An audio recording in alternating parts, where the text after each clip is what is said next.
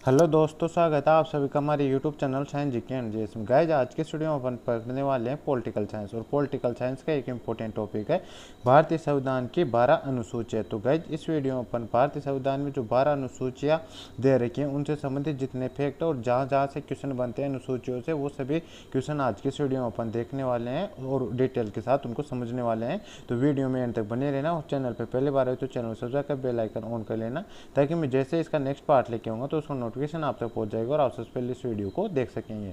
और political science की class की बात करते हैं, रोज ये सुबह 11 बजे ये क्लास होती है, तो आप इस क्लास को लेना मत भूलना रोज। और मैंने सभी ये जो पॉलिटिकल साइंस की क्लासें उनके प्ले लिस्ट बना रखी है, आप उसको ज्वाइन कर लीजिए। उसमें आपको बाकी क्लासें मिल जाएगी, आप उनको भी देख लेना, वहाँ से भी आपको एग्जाम में काफ़ी हेल्प मिलेगी आपके क्वेश्चन सॉल्व करने में। तो शुरू करते हैं आज क्लास और देख लेते हैं भारतीय संविधान की अनुसूचियाँ। तो गाइज, सबसे पहले आते हैं देखते हैं अनुसूचियाँ। अनुसूची की बात करें तो प्रथम अनुसूची दे रखा है, उसमें क्या दे रखा है तो राज्य व संघ शासित प्रदेश ये दे रखे हैं, इनसे संबंधित दे रखे हैं। और भारतीय संविधान में पहले 28 मतलब ये पुराना डाटा है, पहले 28 राज्य और 9 केंद्र शासित प्रदेश थे, लेकिन वर्तमान की बात करें तो 28 राज्य और 8 केंद्र शासित प्रदेश है। तो ये प्रथम अनुसूची में ये वर्णन दे रखा है। फिर आता है द्वितीय अनुसूची। द्वितीय अनुसूची में बात करते हैं संचित निधि पर भारतीय वेतन से संबंधित है, जिसमें केंद्र और राज्य दोनों के मतलब जो वेतन दिया जाता है उनसे संबंधित है। केंद्र में राष्ट्रपति का, फिर राज्यसभा सभापति, उपसभापति, लोकसभा के अध्यक्ष और उपाध्यक्ष, और उच्चतम न्यायालय न्यायाधीश और नियंत्रक मालिक का परीक्षक, इन सभी का मतलब जो वेतन है वो इनसे संबंधित है। कैसे दूसरे अनुसूची में इसका वर्णन दे रखा। और राज्य का वेतन रहता है, जो राज्य से संबंधित वेतन राज्यपाल का, विधान परिषद सभापति और उपसभापति, विधानसभा के अध्यक्ष, उपाध्यक्ष और उच्च न्यायालय के न्यायाधीश, इन सभी का पेंशन केंद्र के जो भी सभी रहती है वो सभी संचित निधि में भारत रहते हैं और अनुसूची 2 से संबंधित होती है। और उच्च न्यायालय के न्यायाधीशों को वेतन राज्य की संचित निधि से तथा पेंशन के अंदर पेंशन रहती है वो केंद्र के संचित निधि से मिलती है। ये फैक्ट आपको ध्यान रखना है। इस बात आती है अपनी थर्ड अनुसूची। थर्ड अनुसूची में शपथ का प्रारूप दे रखा है, जो केंद्र और राज्य सरकार दोनों को प्रारूप दे रखा है। तो दोनों में बात करें तो केंद्र में एमपी का उम्मीदवार रहता है, एमपी, मंत्री और न्यायाधीश सभी का मतलब प्रारूप किस में दे रखा है, अनुसूची थर्ड में दे रखा है। अनुसूची थर्ड शपथ से संबंधित है। और राज्य सरकार में एमएलए और जो एमएलए रहते हैं, मंत्री रहते हैं, और सुप्रीम कोर्ट का जो हाई कोर्ट रहता है उसका न्यायाधीश रहता है, उन सभी की शपथ अनुसूची थर्ड के तहत दिलाई जाती है। और अपवाद की बात करें तो राष्ट्रपति की शपथ अनुच्छेद 60 में दे रखा है, ये फैक्ट आपको ध्यान रखना। और उपराष्ट्रपति की शपथ अनुच्छेद 69 में दे रखा है। और राज्यपाल की शपथ अनुच्छेद 159 में दे रखा है, ये फैक्ट आपको ध्यान रखना है। और सीएजे की शपथ सुप्रीम कोर्ट के न्यायाधीश के समान होती है, ये फैक्ट आपको ध्यान रखना है।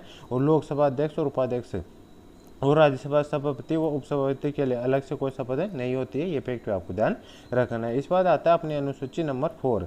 तो इसमें क्या दे रखा है, अनुसूची 4 किससे संबंधित है, राज्यसभा सीटों का बंटवारा से संबंधित है, जिसमें राजस्थान की सीटों की बात करें तो 10 सीटें हैं, ये फैक्ट आपको ध्यान रखना। और सबसे ज्यादा किसकी सीटें हैं तो वो किसके, उत्तर प्रदेश की। जनसंख्या के आधार पर जो सीटों का बंटवारा है वह अनुसूची 4 में दे रखा है, तो ये भी आपको ध्यान रखना है। इस बात आता है अनुसूची 5।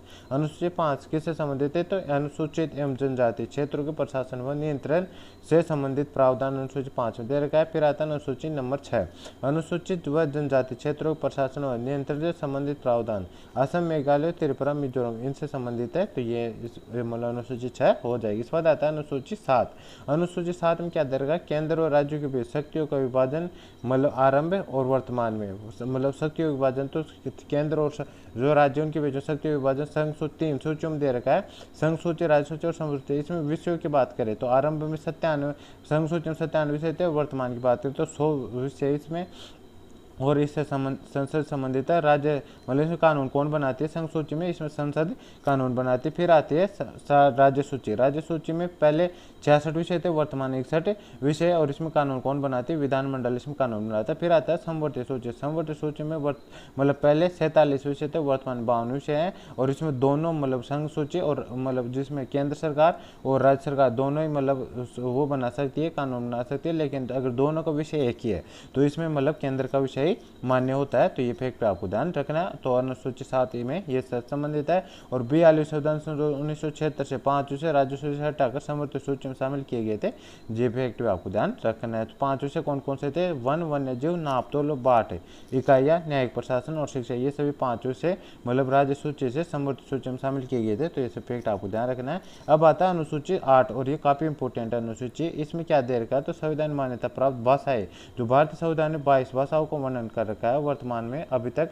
उन सभी भाषाओं का वर्णन कौन सी भाषा है इससे संबंधित कौन सी अनुसूची है, तो अनुसूची 8 है। तो ये अनुसूची 8 को आपको ध्यान रखना है। और मूल संविधान में कितनी भाषा आई थी, तो मूल रूप से संविधान में 14 भाषा आई थी, हिंदी इसमें शामिल है जबकि इंग्लिश इसमें शामिल नहीं है, ये फैक्ट आपको ध्यान रखना है। और फिर 14 भाषा होती है मूल संविधान में, उसके बाद कौन कौन सी भाषा और कब शामिल की गई है, तो 15वीं भाषा हिंदी, इसे 21वें संविधान संशोधन 1967 ईस्वी द्वारा जोड़ी गई थी। इसे बताता 16वीं 17वीं और 18वीं मतलब कोंकणी मणिपुरी नेपाली 71वें संविधान संशोधन द्वारा 1992 में जोड़ी गई थी। इसे बताता 19वीं 20वीं 21वीं और 22वीं 4 भाषाएं मतलब बोडो डोंगरी मैथिली और संताली, ये 4 भाषाएं 52वां संविधान संशोधन द्वारा 2003 में जोड़ी गई थी। ये फैक्ट आपको ध्यान रखना है। तो वर्तमान में टोटल कितनी 22 भाषाएं हो चुकी है भारतीय संविधान मतलब अनुसूची 8 में, तो ये भी आपको ध्यान रखना है। इस बात आता है मतलब नेक्स्ट अनुसूची अनुसूची नंबर 9वीं अनुसूची में रखे गए अधिनियमों को न्यायिक पुनर्विलोकन से संरक्षण दिया जाता है, अर्थात जिन अधिनियमों को 9वीं अनुसूची में रखा जाता है उनका न्यायिक पुनर्विलोकन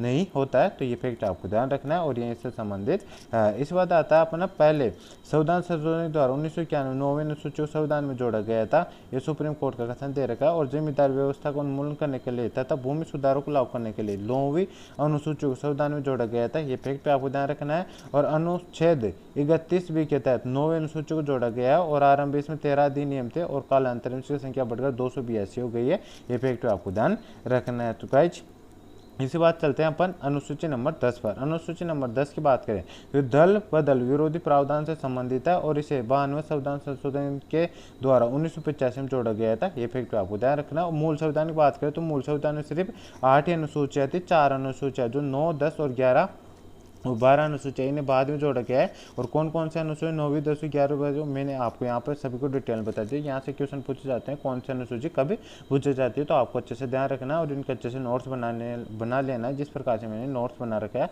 और अच्छे से याद कर लेना इनको। यदि आपको उसका PDF चाहिए तो मैंने डिस्क्रिप्शन में टेलीग्राम चैनल का लिंक दे रखा, आप उसको ज्वाइन कर लीजिए, उस पर आपको उसका PDF भी मिल जाएगा। और आप कमेंट बॉक्स में बता देना किस किस को PDF इसका चाहिए और किस प्रकार की क्लास लगी, ये भी आपको कमेंट बॉक्स में बताना है। और आगे किस टॉपिक पर आपको वीडियो चाहिए वो भी आपको कमेंट बॉक्स में बताना है। तो अब देख लेते हैं नेक्स्ट 91 संविधान 2003 में से कुछ बदलाव किए गए थे, इफेक्ट आपको ध्यान रखना और क्या बदलाव किए गए थे इनकी बात करें तो यदि कोई सांसद दल बदलता है तो उसकी संसद की सदस्य समाप्त हो जाएगी, सांसदों प्लस विधानसभा सदस्य दोनों की। और इसमें बात करें तो 2/3 सदस्य एक साथ किसी अन्य दल में जा सकते हैं यदि कोई सदस्य व्हिप का उल्लंघन यानी सचेतक का उल्लंघन करता है तथा राजनीतिक दल 15 दिन में यदि उसे क्षमा नहीं करता है तो उसे दल बदल का विरोधी माना जाएगा, ये फैक्ट आपको ध्यान रखना है। ये अनुसूची नंबर 10 में दे रखा है, ये सभी मतलब जो मान्यता है ये।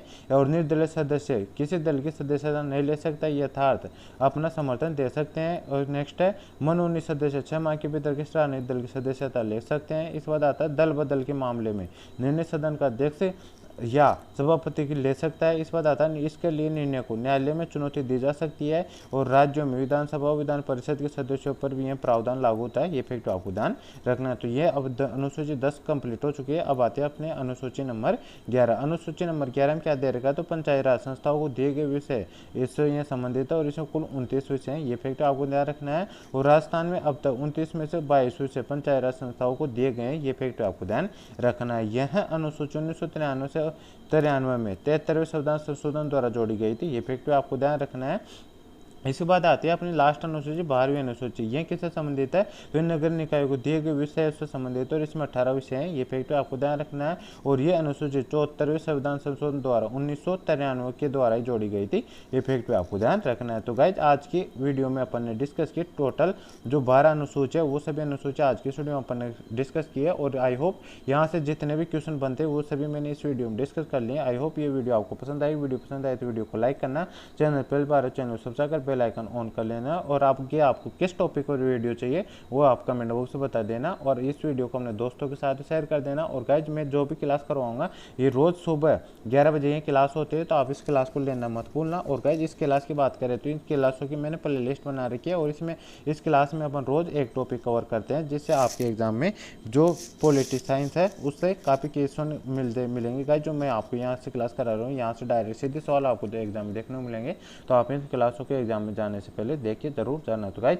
मिलते हैं नेक्स्ट वीडियो में, तब तक के लिए जय हिंद। जब आप चैनल पर नहीं हो तो चैनल सब्सक्राइब कर बेल आइकन ऑन कर लेना इस प्रकार का और वीडियो देखने के लिए। मिलते हैं नेक्स्ट वीडियो में, तब तक के लिए जय हिंद जय भारत।